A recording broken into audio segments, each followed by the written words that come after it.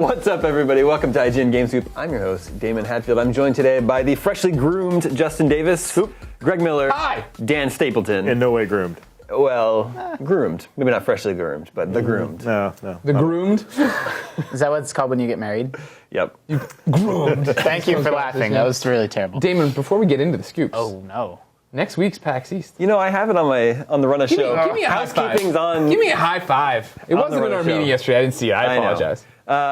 We've got a great show for you today. We're going to begin our Game of the Year watch 2014. Oh, my God. We got to talk about the just announced Amazon Fire TV. First, a couple housekeeping announcements. Next week is PAX East, and Game Scoop will be there. Yeah. Actually, a bunch of us from IGN will be there. Now, there's Friday night of PAX. Greg, Yeah. There's an IGN meet and greet. Right. From 7 to 10. Right. The location is... Harpoon Brewery. Okay, which is close to the convention center. Right, walking distance. Immediately following the IGN meet and greet is the Game Scoop panel 10:30. live, 10:30 p.m. Yeah. Friday night. Nothing could possibly go wrong. Yeah.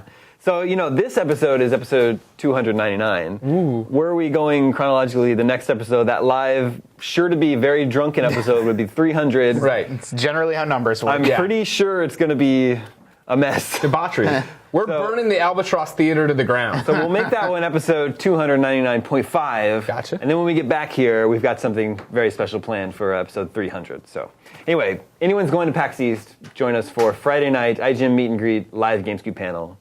It's going to be a lot of fun. Yeah.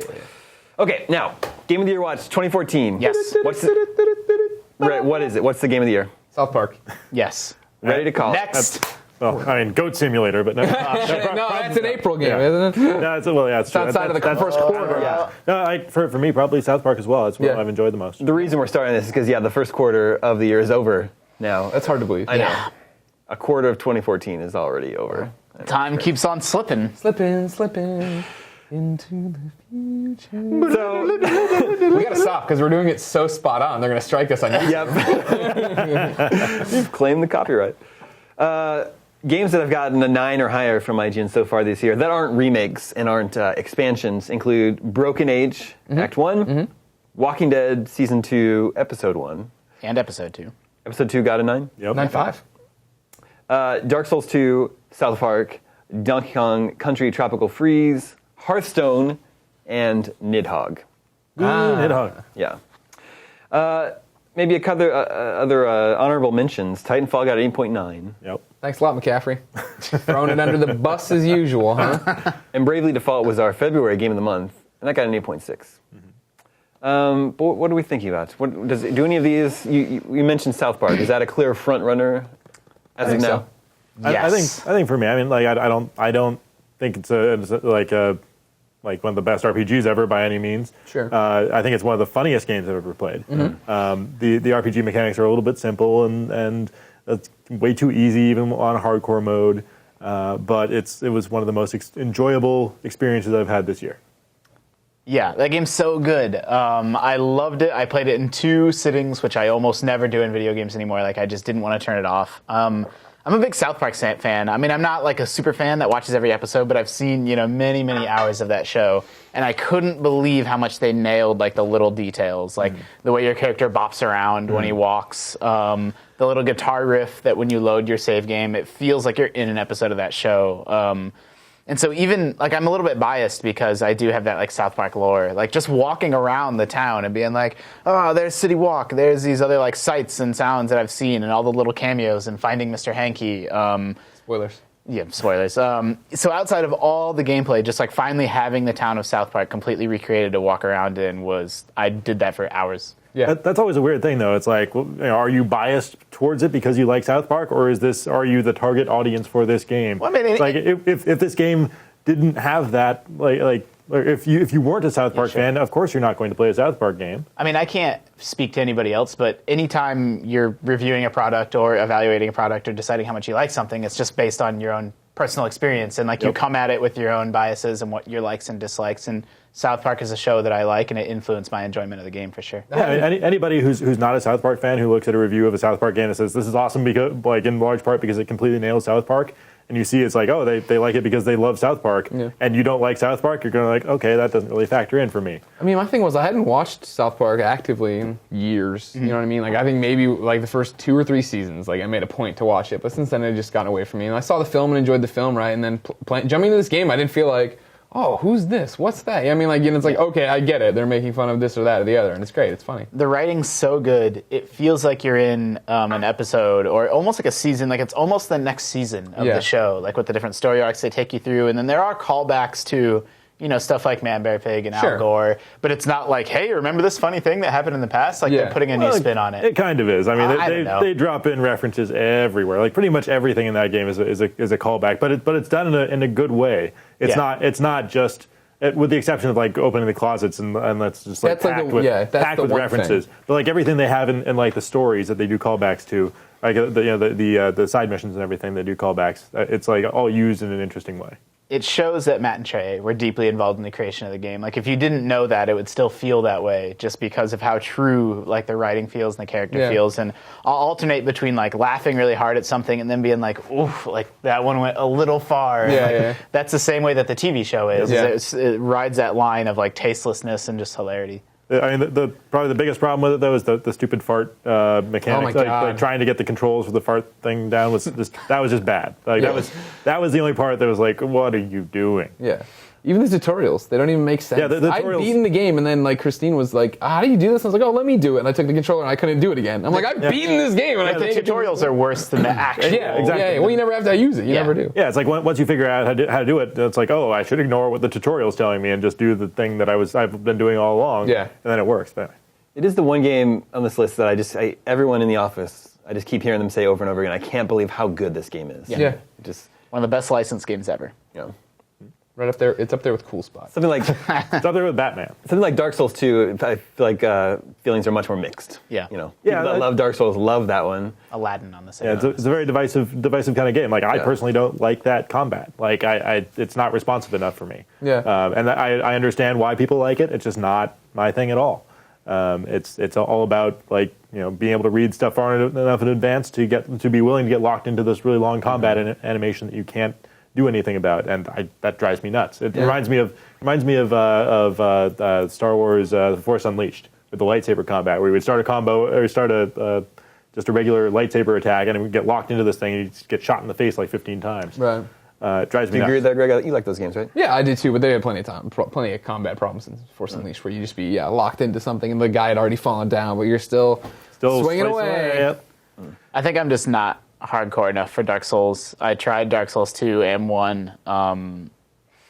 It's just not for me. Like, I find it to be clunky, and people that love that game will say, no, it's so precise, and your character does exactly what you tell him to do. And like, man, that's fair enough, but like he's slow, and I don't enjoy the way that he your character moves. I don't enjoy the way the story is told in that game. Both from a lore standpoint, like I don't understand what's going on or who these people are, but from a practical standpoint, like their mouths aren't moving when they're talking, and like it just feels low budget. I don't know. Like there's Dark Souls fans probably screaming right now, but that game is not for me. Yeah. No, it's one of those things where you can look at it and say, okay, I totally get why you like this, but I do not. Yeah. And it's also one of those games that people will tell you it's like, oh, you gotta play for like 10 hours and then it gets really fun. Yeah, I never bought into that. I mean, to me that always sounds like the review of Stockholm Syndrome, the game. Right. It's like, oh, I hated this for hours and hours and hours. Now I love it. I have a feeling, there's not a Dark Souls defender on this panel. And if there were, what they'd probably be saying is that feeling of accomplishment. Like you feel like something's impossible, but you get slightly better and then finally overcome it. Yeah. Like that's what Dark Souls supposedly does better than pretty much any game that's come out in, many, many years is the reason why a lot of people love it. The two best or the highest scoring games on IGN so far this year are both episodic games, Broken Age Act 1 and Walking Dead Season 2. Mm-hmm. Yeah, and like that's Marty and Mitch who reviewed those, and they like those guys love a good story, and they're not wrong about those games. Actually, I haven't played Walking Dead yet because I'm waiting for the full thing to come out. You're one of those types. Yeah. I can't. Like it's like I don't. I'm gonna wait forever. Oh, stop talking about it around me. You work at IGN. Get over it. Well, I read the reviews, but It's kind of like why I don't really like reading comic books one at a time. It's just too short for a the chunk trade. for me. Yeah. And like with TV shows like this, at this point, I don't watch stuff as it comes out for the most part. I will let it Binge save watch. up and then watch them at my own pace. Sure. So I'm also doing the same as Dan, and when I'm not playing Walking Dead Season 2, you are playing it, right? Yeah. Is it stand up to Season 1? It's as strong, in your opinion? Yeah, it's probably better, right? Like, it's one of those things I remember, like, I finished, Walking Dead Season 1, I felt like, did so much stuff we didn't expect it to, and it was so different, so great that it got put on this pedestal, and it's a Game of the Year contender. And then when I went back and played it on Vita, it was like, there's awkward stuff here, and like the first episode wasn't that engaging and grabbing, and yada, yada, yada, but like that's maybe comparing it to the end, and now that you're here, I think, I thought Episode 2 was fantastic, yeah, you know what I mean? I think, the game, it still has the same problems that Telltale games always have, right, on consoles, they just don't Why run. can't their games run smoothly on consoles? I don't know. Isn't that crazy at this point? Yeah. I mean, it's just a weird, I have no idea why, because you're playing on 360, right? Yeah. Like, so it's not even a PlayStation thing. Like, you know how people don't give PlayStation 3 credit. You hope that if it's going to be this eventually as a Game of the Year edition, if it's going to be Borderlands, if it's going to be Game of Thrones, the first thing they put on the next gen, you hope, is so you're just porting a PC game. Let's not have it be garbage. Yeah. I mean, they're not garbage. Like, I love those games. Well, I mean, like, here's the thing for me. We're talking about Game of the Year watch, right? Yeah. At this current moment, let's say all the next 3 episodes of Walking Dead are on par with what's happened so far. It'll be a fantastic game, amazing. I will not vote for it for Game of the Year, just like I didn't for last time we did Walking Dead. Just in the fact that when my argument for Season 1 was, it came down to pretty much that or Journey, and people were making these cases and stumbling for it. And I'm like, I reviewed The Walking Dead. I've been one of the biggest proponents on staff for The Walking Dead. I can't say this is Game of the Year and have somebody the next year popping in and be like, oh man, this is IGN's Game of the Year. I can't wait to see it. And it's like, and it's like doing the freeze frame, and like you hear people talking, and it's like her ramen bowls floating above the table. It's like, nope. Like, there has to be, we can sit here and talk about all the amazing things this game's done, but when it can barely make itself work. Yeah. No. Play it on PC, problem solved. No, well, that was when, remember on Season 1, it was eating everyone's saves and all this other stuff. It was also strong on iPad. I actually thought the mobile implementation was really good in those games. Yeah. But Broken Age, that game is really good. Yeah. I actually ended up voting for Nidhogg for Game of the Month just because, like, for me that game nails a really competitive. Like, I'm not a super competitive gamer, but like that really got its hooks into me. And it's like, oh, I'm Sure. really into this. That edged out Broken Age for me, but Broken Age is a really strong classic adventure game with some really good humor, really good characters, really good storytelling, good voice acting, good puzzles. It's just a really well done game. I agree. It's great to have another Tim Schafer game. It's been so long that you kind of forget that, he leaves his mark on stuff, and he's special. Like, he's really, really good at what he does and his writing, and it's sort of quirky but without feeling sort of cloying, and it's funny but without kind of trying to shake you with its humor and being like, look at how funny I am. Like, it's more subtle than that. Except maybe the stool joke. Well, yeah, I mean, fair enough. And I absolutely love the world building that's going on in that game. I like the style. Broken Age really spoke to me, and that was another game that I loved. And it also had an incredible twist, which I didn't. It's one of the only game endings that's so good that it elevates everything that preceded it. Like, I liked the game, and then it ended, and I'm like, whoa! Like, it retroactively made what came before better. Yeah. I still haven't finished it. For me, it dipped. I started off as the girl, got bored with her story when I couldn't find the knife, which is really early, but I was just like, already? Like, I'm not like that great at adventure games, but I'm like, already, I'm whatever. And I bailed out, played all of Elijah's Wood story, liked it a lot, then came back to the girl, found the knife, I was like, all right, fine, and then and once I got to the sky clouds, I was like, these people are a bunch of idiots. I don't even know, there's other stuff to play, see, and I clicked that. What's funny about that knife puzzle is that it's the very first puzzle in the game if you play as the girl, and it is one of the weirder ones. Yeah. Like, the other stuff that comes behind it is more traditionally, logical, and that knife one's weird and has tripped up a lot of people. Well, it gives me, it's like, here's the tablecloth or whatever, the napkin or whatever. Yeah. I'm like walking around throwing the napkin on everything. I'm like, what am I missing? Like, what is happening? I'm just trying to imagine somebody who has no idea what you're talking about and listening to this conversation. I was like, what the hell is this game? Video games. Yeah. What about something like Donkey Kong Country Tropical Freeze? Jose loves it. Yeah. I think he might be one of the minority share on that game. Like for me, like I like a good platformer. It didn't grab me. It didn't seem. It's very pretty. It's well done. I don't see it being anywhere near my game of the year. You know what's great about that game is the soundtrack is so good. It's ridiculous. I guess it's a traditional platformer, and there's been no shortage of them lately. Nintendo has really brought back the traditional platform in a big way with Mario. But in my opinion, the Mario games do a little bit better job than this. I mean, just compare footage of this right now to what you saw with Mario 3D World, right? Yeah. And it's like, no. Mario 3D World's way more into it. I'm more active. I'm running around I'm playing with the people. There's this, there's that. There's multiples of me, and this is like, all right, let's wait. Like, it looks like every other Donkey Kong that you've played recently, right? It looks like the DS ones. It looks like the Wii one. True. It is a very classical style game. And there's nothing. I'm not against that. I'm just saying where you're talking about like what left its mark on the year. Yeah. And I'm glad that games like this exist. Like, I'm glad that we didn't have to. Like, we got Super Mario. You got Super Mario 64 and then Super Mario Sunshine. And it's like, well, okay, I guess that old style of Mario is gone. Yeah. But Nintendo's found a way for like both to exist, and I'm glad that games like Donkey Kong are around, but I don't consider it too much of a Game of the Year contender. Yeah, and to be fair, like something doesn't have to be revolutionary to be a Game of the Year. It can be totally fun. It can be, and it's a game that we obviously value highly. Like Jose might be like the only person on staff that really loves this game, but I don't know anyone who just doesn't like it. Yeah. Sure. And there's other people that really love it too. It just didn't speak to the four of us. Right. So what is each of our game of the quarter? If we had to pick one, mine would be Hearthstone. Easily. I'm so addicted to Hearthstone. Yeah.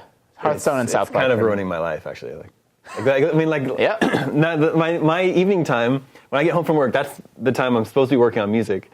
But like last night, I'm like, all right, before I get started, I'll play a match of Hearthstone. 3 in the morning. Yeah, I know. It ate my entire evening. Yeah. You and Hearthstone were making beautiful music together. Yeah, well, yeah. So if I never put out another album, it's because of Hearthstone. Thanks a lot, Probably. Blizzard. Yeah. So Blizzard games are the best at once you start playing one, or once one gets its hooks in you, you don't need other video games anymore. That's what World of Warcraft did. I haven't finished South Park yet, but like South Park is incredible. But when I'm done with it, I'll probably just be done with it forever. Right. But like I started playing Magic the Gathering 15 or 20 years ago, and I still play it today. We're getting ready to do a draft here in the office. Yeah. I could be playing Hearthstone 20 years from now. Yep. Right? So like that, I just can't. It's just, to me, it's so much more significant than a great AAA game that I might play through once. Well, it's kind of an apples oranges comparison, going like a multiplayer competitive game versus a single player game that you play through a story. But and both are like can be amazing in different ways. Sure. But balance in Hearthstone is a much bigger concern than it is in South Park, because in South Park what matters is like that it's at least somewhat challenging to get through these obstacles, but they don't want it to be too challenging. In Hearthstone, like, but all the cards have to be balanced in such a way that there's no one clear way to do it really well, and that can be okay in a single player RPG. What I would say about Hearthstone, if people don't think that they're interested in it, is just download it and try it. It's free to play. And that tutorial, like from that very first match, like the way that game opens and eases you into things is so strong that I would be very surprised if you didn't get hooked, even if you think it's not your thing. You got nothing to lose. Just download it, try it. It's coming to mobile super soon. It'll be on the App Store. And I actually don't know how that mobile experience is, but I'm assuming it'll be strong too. I'm really excited. It's soft launching in New Zealand and Australia tonight or now? Yeah. And so they're testing it. Why do they always get it first? Because they test things in English-speaking countries, smaller English-speaking countries, and make sure that they're working before they launch. I think it is because they're smaller markets, right? So there's going to be less demand on their servers, and they can. So it kind of makes sense that it's like, oh, but I want it now. Yeah. Dude, once that game hits phones and tablets, dude, it's all forget over. about it. Yeah. I'm gonna be like at my desk, like I'm supposed to be editing GameScoop. I'm gonna be like, oh, is it gonna be on phones? Because that's a pretty small. I've only ever seen it running on iPads, and I actually don't know if it's a universal app or not. Is it also your game of the quarter? Well, so I think about Hearthstone mainly as a 2013 game because I played in the beta for months and months and months, and I did play a lot this year too. Sure. So it's hard for me to parse out. It's that and South Park are the two games that stand out. Yeah, South Park. Yeah. How about you, Dan? I'm probably lean a little bit South Park. Like I'm just more about that kind of game than I am a competitive game. Although, like Hearthstone got its hooks in me for a while too, and it's only by necessity of my job that I was torn away from it than to play other things. Otherwise, I would still be playing it on the regular.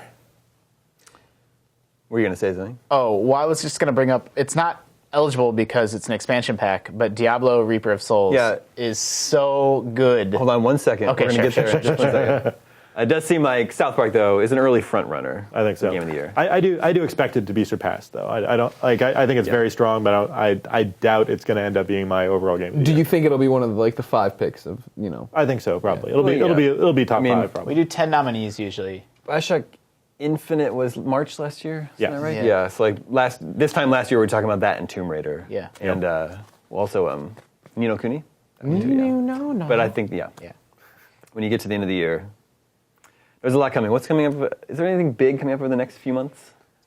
Golf. Elder Scrolls Online just came out. I am really excited for Yeah, Mario you Golf. know it. We all are. Yeah. We're about to see pretty much how Elder Scrolls Online shapes up. Yeah. What else is When's Mario soon? Kart? Mario Kart Summer? Or is that? That's in May too. Okay, so that counts. That's really big. Count it. Yeah, Mario Kart could be a real contender for sure. I forget when the new release date for Watch Dogs is. It's May, right? It is in Yeah, May. that's Yeah, right. some Watch Dogs That's is right. good too. Very highly anticipated. So April's going to be, unfortunately, the sad month. Daylight, Yeah, sure. made by And, former IGNer. Child of Light. Yeah, that comes out in April Yeah. too. Marty's super excited about that. Yeah, game looks great. Anyway, we'll keep a close eye on Game of the Year Watch here at IGN. Oransky, we're going to switch things up. We're going to do Games We're Gaming right now before we get to the Games or gaming? Amazon Fire TV. We're gaming. This is the time on GameScoop when we talk about the games we're gaming. For Oh. instance, I'm gaming Hearthstone. Talked about that recently, a few minutes ago. I'm also gaming Infamous Second Son, and I love that game. And I'd never played the first two, so I've just been having a lot of fun with that. Oh, cool. Glad you like it so much. Yeah. Yeah, I played through it as well. Like I like those powers more. I didn't play the first 2 Infamous games either, but I like those powers more than I like how Saints Row 4 did it. Yeah, I like it a lot more than Saints Row 4. Yeah, like Saints Row 4, the problem for me, one of the big problems anyway, is that they front-loaded all the powers, all the transportation powers. They gave you like a super speed and super jump super early. Super. Yeah, super.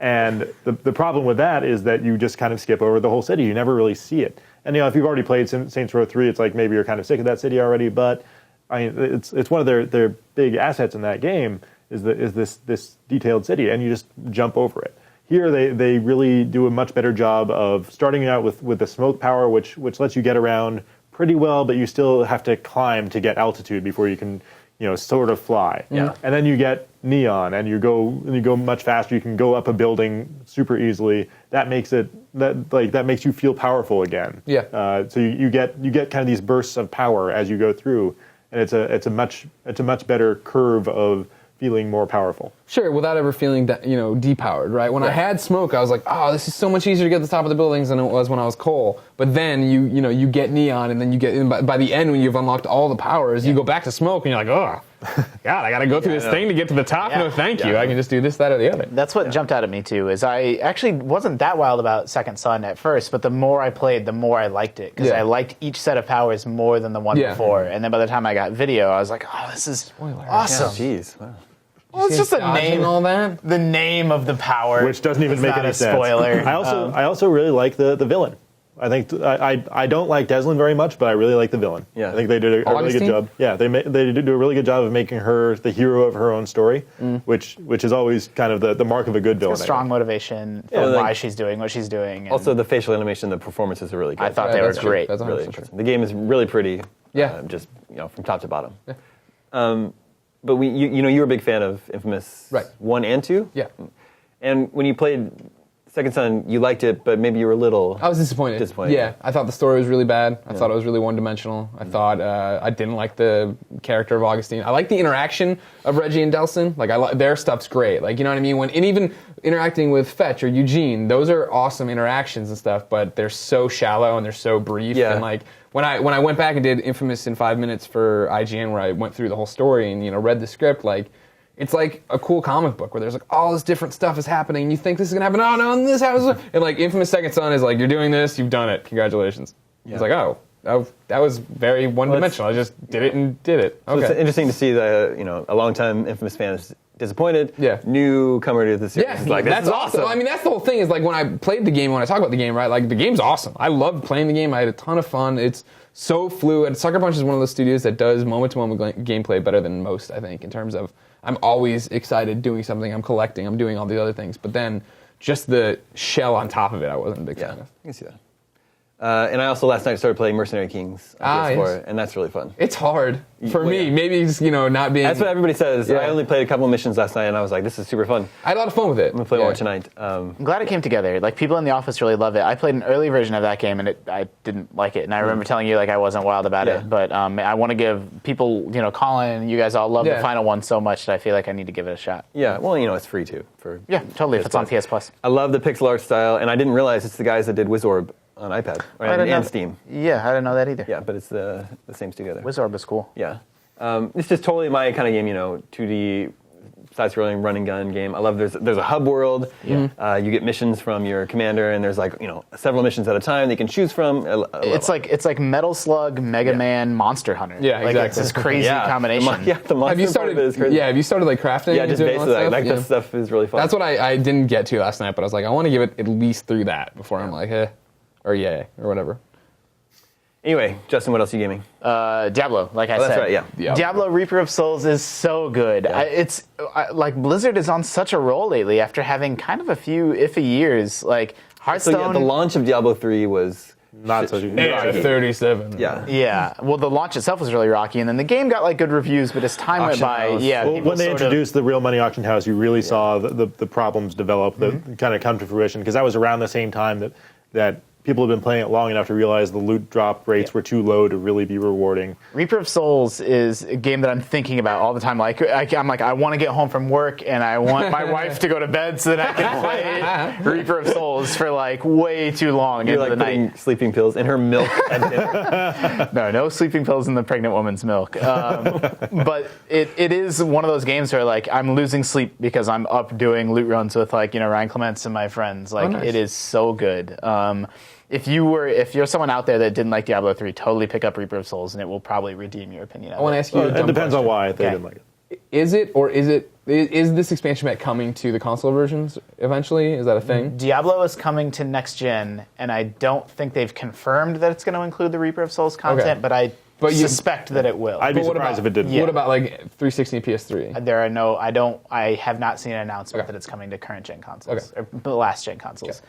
I'm also playing, the thing that jumps out at me about what I'm playing right now is I'm hitting every platform, which is neat. There's this window of, I played South Park on the 360 and Dark Souls on the PS3, and then I'm playing Diablo on the PC, and then Titanfall and Infamous. All 5 gaming platforms are getting... What are you playing on your Ouya? I was playing Towerfall, but don't need that anymore. Greg, what are you gaming? Still doing Titanfall. A lot of Titanfall still. I'm playing some of that Elder Scrolls Online. I was going to hold off till... Do you impressions? We were going to be console bros. We still are! We made a Game Scoop pack! We are! We're still going to do it. I'm just cheating a little bit. I'm playing a bit of PC. I can tell you right now, I'm not going to get so far into the PC version that I don't want to play on consoles. I don't like it. Please continue. I don't think I'm going to play that much of it. I just want to let you know PC. that I'm not I just pleased. needed to get the itch scratch. You know what I mean? I just needed to get a little yeah. Explain that to Christine the next time that you're like, I just needed to have an itch scratched. I just saw this other girl, and don't worry about why. I think everybody knows it would be a corn dog that would take me away from it, so that's what how are you liking Elder Scrolls? It's good. I mean, here's my problem. I'm not a PC gamer. You might not know this about me, Dan.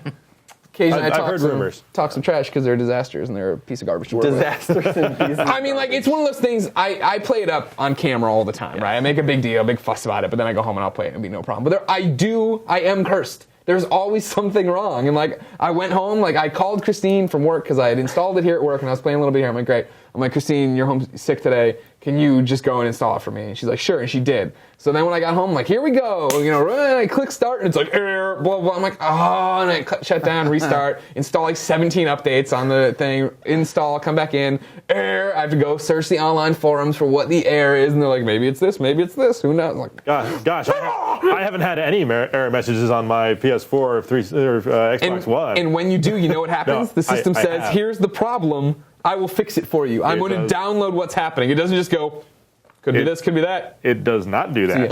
Bullshit. Firmware, Dan. The games update themselves. Unless you're Dead Nation, then you just crash for no reason. You don't make any sense. But the game itself is fun. I'm not deep into it because I was trying to play it at work on the PC here, but then I'm on a big screen TV and I'm inside it. And I'm like, this hurts my eyes. I can't do this. But I'm excited to play more of it. I'm playing that. I played some Mercenary Kings last night. I'm still Grinding away on my Persona 4 Platinum. That was a podcast beyond New Year's resolution with Goldfarb that I was going to join the Platinum Club or not be able to eat pizza with him at the end of the year. Well, he's dead to us now, I know, but I still want to do it in his memory now. Over his dead body. Yeah, just to prove that I can do it, right? But those are the big things I'm playing. I'm jumping around a bit. How about you, Dan? I'm also playing some Diablo. I started a Crusader, which is the new class for Reaper of Souls. I hit level 62 last night. So I like it as much as Justin? It is a big improvement over the original release. The main problem I have with it, the big thing that having gone through as a Crusader again, which by the way is a much better experience than it was originally starting a new character because you can now set your difficulty. How about that? I don't have to play on baby mode just to start a new character. Dan, did you know that if you have unlocked adventure mode and you start a new character, you can start them in adventure mode? Really? You don't have to take them through the story at all. I don't think I had yet because adventure mode was still locked for me. My old character was a level 57 monk. I just kind of it's even great for alts. Like I'm so hooked on that game. Like because I rolled a monk and then I'm like I'll just go into adventure mode and I'm level 1 fighting bosses. It was awesome. My main problem is the story is still just bad. It's not a good story. Yeah, that's true. Nothing in that game makes any kind of sense at I all. wish they had retconned that with Reaper of Souls. Somehow gone in and fixed it a little bit, done something clever with it. But they just kind of left it. And okay, now the Reaper of Souls thing is its own content. And I'm almost through that. I hit level 60 probably a third of the way through the Reaper of Souls 5th act. So playing through on expert mode, you level up way faster. Like I had to play through for my monk. I had to play through. I hit Inferno, and I was level 57. Wow. So I had played through like 3 times. Yep. And still hadn't hit 60. This time I played through 1 time and 60. Nice. So that's much more rewarding. Dan, do you have a hard out at 2:45? Give or take. Okay. I'm gonna move things along here. Okay. Today, Amazon announced the Amazon Fire TV. It's another set-top box, like Roku, like Apple TV, Finally. like Google Chrome. Finally, another one. Finally, a device that does it all. It costs $99. It's available today, and it plays games. Powered by Android. Powered by Android. We haven't seen a tiny box that plays Android games on your TV before either. Yeah, I know. Yeah. And thoughts? I just can't. I don't see that being for anyone here or anyone or hardly anyone who watches this show. Like it's just not. It's not a gamer's device. It's for It's for people who don't have an Xbox or a PlayStation or a media PC or anything or Nintendo. It's just for people who want that set-top box, and then their kids come along and say, "Oh, I can play games on this." I think you're right. They announced it on Amazon's the Amazon homepage today. There's a 4-paragraph write-up. They don't mention games until the very last, to the end. The 4th paragraph, they say, as a bonus, we also added games. So it's like an afterthought to them. And the controller is not included. Like if you want to buy the controller, it's Scott Lowe said it was an extra $40. $40 at least is a good price. Yeah, it's cheaper than PS4. Cheaper than any controller. Yeah, but it doesn't have a light bar. Yeah. Yeah.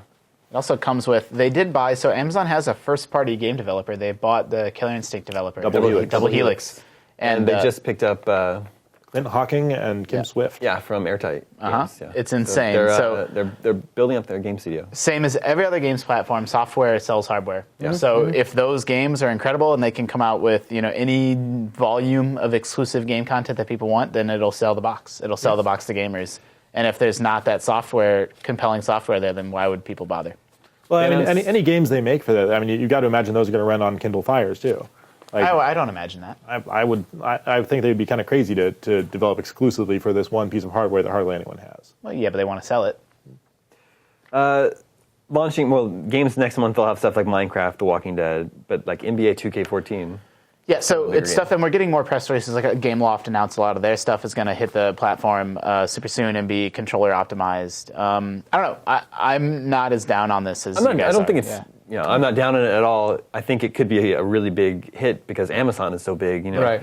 Everyone goes to Amazon. Amazon's going to try to sell this thing to everybody. Imagine the push they're going to give it this holiday season. Yeah. Right? Like I could see this thing actually being very successful. I think Amazon will sell a lot of units. I don't think, like you said, I don't think gaming is a priority for it, and I don't think that people like us are going to go out and buy in droves. It's for people that don't see gaming as like their primary concern. Yeah. I agree with that. It is sort of like a mini Xbox One, whereas like we talked about this on GameScoop, I think last week, where most people are not playing games on their Xbox One. When I'm logged in, they're all in Netflix, they're watching TV. And it's like that's how people view these consoles, is like it's these media boxes that video games are their primary concern. And this is like that, but on like a smaller scale with like smaller, more family-friendly games, Android games instead of Gears of War, fucking, curb stomping dudes. Like, and I do see it as being very good for Android gaming in general. Like that could be a big boost for.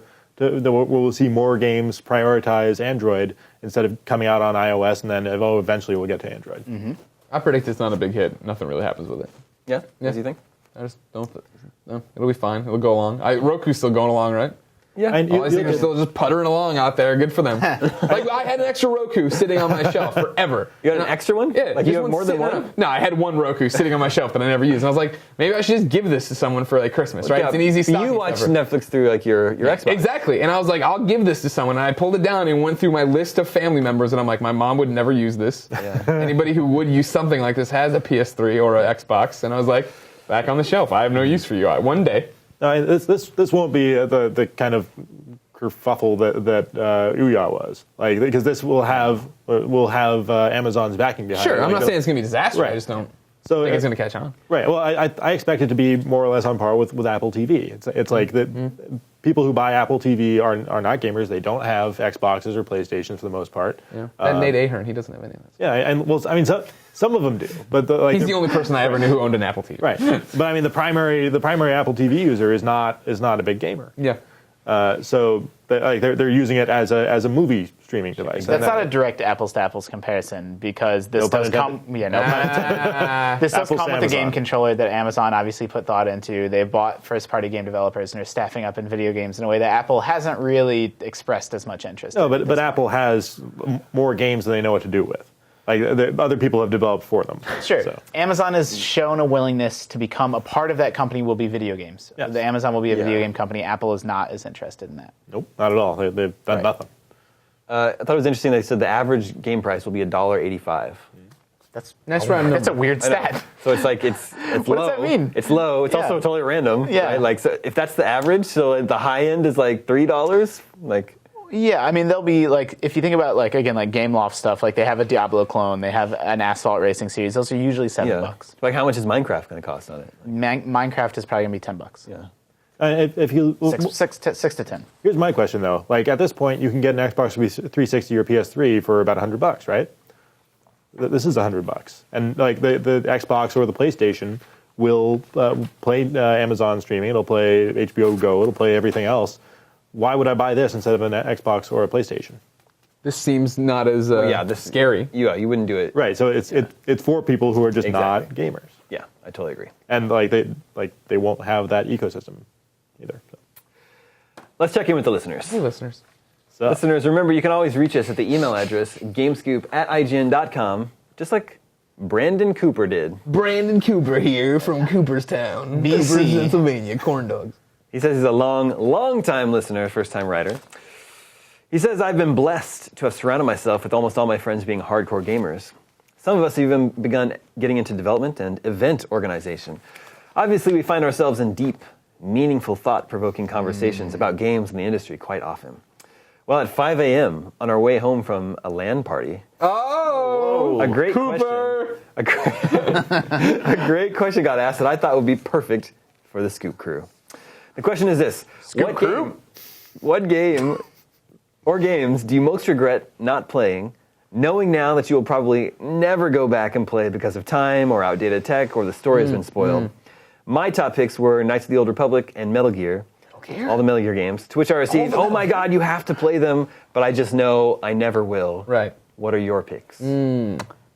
Sure. This is something that makes some people mad, but there are some video games that age better than others. Sure. And trying to like articulate or parse out, like, look, I'm not saying this was a bad game at the time. I get why people loved it, but now going back, it feels clunky and feels old. And some games do and some games don't. And it's not a value judgment. That's just the way things are. Metal Gear Solid is a game that I loved it when it came out. Yeah. I have a suspicion that if I'd never played it and went to play it today, I'd be like, whoa. No. The original Metal Gear Solid? That would be my guess. Is there a good like playable version of that? There's a game available the today? GameCube port and that's right, the yeah. HD update. Well, yeah, but I mean, like, you can get the PS1 Classic off of the PS1. I know, but like that's still that's the old fun one. and Well, I know playable that you too. can't play the GameCube port anywhere except GameCube. It's not like you can get your hands on that. I just mean like they modernized that game. Like it's a more modern version. Well, but it broke it. Like the whole thing Oh, with Metal Gear was the with the game was first- built. yeah. But then they put first person in, which is like a no-brainer. Yeah, I want to be able to aim down the sights, but then you have the Gray Fox battle where you just back yourself in a corner and go like this. Yeah. And then there he is. Oh, he's coming over here. Where when you had to run around that was a terrifying battle. Your heart's pounding in your chest. You're like, I'm on my last ration. Where is he? Yeah. I don't know what he's going to do. So that's an example of a game that I loved at the time. Yeah. Suspect would not be fun if someone never played it and tried to play it now. Sure. Yeah, I don't know if the impact would still be there, right? Because they're like marionettes too, like they're character models. I always talk about how that's the game that showed me like what games could be and how they could tell a story. And now you go back and it's like they're all squinting and their mouths are always closed and you're like, Yeah. But you can see their breath. yeah, exactly. The Final Fantasy VII character models are like that too. Oh, yeah. Like Cloud is just ridiculous. That generation of games, PS1, those games are ugly. Yeah. Like, When games went 3D, they became like they don't age well. We've talked about this before. Where like pixel art ages, it's like timeless. You know? That's why NES games still look great. Yeah. And So Justin, what's the game that you wish you had played? So growing up, I was more of a Genesis kid, and I did get a Super Nintendo. I got one. That's why Super Metroid is my favorite game. But I was late. I was much later than the Super Nintendo, and so I missed all those Super Nintendo RPGs. I never played Final Fantasy VI or Chrono Trigger or any of those games. And Secret of Mana. All the Final Fantasy 4, 5, and 6 I just never got around to. And so they've been ported. We're looking at one of the updated versions right now. And so at least there's options. Like I could pick up... Presentation. Wow, they really updated this. I could pick up, one of the ports or updated versions, but just realistically, I just know that that's not going to happen. Yeah. It's on my list. Like Chrono Trigger and Final Fantasy VI, I've started probably 5 times each. Sure. And then I get a few hours into it, and then life gets in the way, and I'm like, I'm never going back. See, this is the same thing I was telling you before, right? Like when we did pick your favorite game of all time, you picked Super Metroid, and I was like, that sounds awesome. So I went and bought it on the Wii U and started playing it and had a great time. I'll never finish Super Metroid. When am I going to have the time where I don't need to be caught up on something current to talk about, right? To get to that point of, all right, now I've dedicated all these hours to Super Metroid. What's the world record speed run on Super Metroid? Oh, it's so fast. It's well under an hour. Yeah, so there you go. Okay, so that's how easy it is? I didn't know speedruns were people's first time through games. That it was just like, if I just look at it a little bit differently, I'll get it. It's like you can beat the original Fallout in like 10 minutes if you game it right. Yeah. Is this another one of yours, Greg? This is one of mine, Half-Life 2. I was bored to tears with Half-Life 1, to where I was just like, fuck it, Orange Box. Put in Portal, and I was gone. Half-Life 1 isn't in Orange Box. Well, whatever. When I played Half-Life 1 to get to Half-Life 2, to do this, I played Half-Life 1 on PS2. Okay. Because they released it there, but I fell in love with it. I was like, this is so good. Well, then maybe I'm bored by Half-Life 2 then, because I remember the Orange Box being one of them. Where's the guy with you got the preacher you running around? That's Half-Life 2. Oh yeah, Whoa, I was you bored didn't by like that game. Half-Life Bored 2? by that game. Yeah, there you go. Did not. And it might have just been I wasn't in the mood for it at the time, and that's why I didn't stick. But I remember at one point driving one of these dumbass cars around, and I'm just driving around in like an empty wasteland. No one's there. I finally saw a tunnel. I drove down the tunnel. There's one dude at the end of it. I hit him with the car. I was like, Greg, as soon as Done. we're back from B-roll. yeah. I like the one part of Half-Life 2 that like was pretty much universally like this is not good is the speedboat scene, right? The hovercraft, which goes on way too long. The boat's bad, but I like the buggy stuff where you're the getting buggy out stuff's at the pretty good. different little houses. Yeah, you do like you have to drive from like encounter to encounter, but like it didn't bother me. I was loved bored. every second of the game. That's a fantastic game. Boring. It's a boring game. I'm like, I'm very much like anybody can have their opinions, but Except for Greg. Greg cannot. No. you can have your opinions. But Half-Life 2, it's just I've never heard anybody say that before. That's all. Well, that just goes to show that there's someone out there that hates your favorite game. Yeah. Like no matter who you are, no matter what game it is, someone hates it. Dan, what's a game you regret playing and will probably never go back to? Regret not playing. Yeah. Right, regret not playing. Yeah, sorry. It's a different list. Yeah. And for me, it's probably The Witcher 1 and 2. Like, I never got around to those. Like, The Wild Hunt is coming. It looks amazing. Like, it's this giant open world. It looks much smoother than the first two did in terms of just, playing through it. Like, how the combat works and everything. They seem to have learned a lot. Like, I picked up The Witcher 1 and started playing it for a little while, but it does have a little bit of that. Starts out really, really hard and then gets gets way better, and I just didn't have time to get over that hump at the time. Sure. So I kind of went on by, and then Witcher 2 came along. I'm like, oh, this looks really good. I should go back and play the first one. Oh, when am I going to have time to play like a 30 to 40 hour RPG that is a couple of years old? And now that problem has snowballed. So I hope that the Wild Hunt doesn't really require me to play that. I'm, as a bonus, the original Rome Total War I never played. And that there for you. Yeah, that one. Ding, ding, ding, ding, ding, ding. That one is highly revered, but like it doesn't hold up that well, and like graphically it just doesn't look very good anymore. And the newer ones, like I've actually never really gotten into a Total War game. I wish I had played Rome Total War the first time, the original one, so that I could have gotten that foundation and gotten in there early. Mine would be a more recent game, Mario Galaxy 2. Oh, okay. When that came out, I was in full-on don't give a fuck about the Wii mode. Never wanted to pick up that nunchuck again ever for the rest of my life. Everyone, talks about this is not Mario. Is this Mario Galaxy 2? Doesn't strike me. Yeah, maybe it is. Yeah. Well, Oh, there's the thing. Yeah, that you shoot out of. Anyway, so Oh man, we almost dimed out Ransky, but he had it today. He had it up. He had it up his sleeve the whole time. everyone talks about how good it is. It might be better than the first one. If they made an HD remake on the Wii U, I'll totally play that. Mario Galaxy 2 is probably the best 3D platformer ever made. I'll totally play it on the Wii U, but I couldn't bring myself to play it on Wii. Sure. Sure. Just a couple more emails here before we have to bounce this week. This is from Jonathan Kirst. This question is for whoever is sitting next to Greg this week. Oh. Does it ever make you feel uncomfortable the way he reclines and rests his arm behind It's you? always you and I on this couch. I notice this every week. I just can't help but wonder. Sorry if this makes you self-conscious, Greg. I don't care. This is People obviously understand that we're all best friends. Greg Sometimes Miller, more than friends Greg Miller's here. self-conscious. Sometimes more than friends at IGN. Well, yeah, I know. I mean, how do you think I keep moving on up in this company? It doesn't bother you, Justin? No. Greg is barely self-aware. Doesn't really have a concept of object permanence. Yeah, I'm just like, what? I'm just drifting through it, man. Doing my thing. Corn dogs. The last thing I want to bring up is a study on violent video games recently released by What kind of hack university would do this study? the University of Missouri. Did you see this already? Yeah. Damn it! I wanted to. I work in the same industry and office as you. Of course, I get the same emails. You would have just guessed. Well, I thought I was. I gonna, totally like- set it up to screw over my alma mater. Did you read this? No, Colin talked to me about this morning.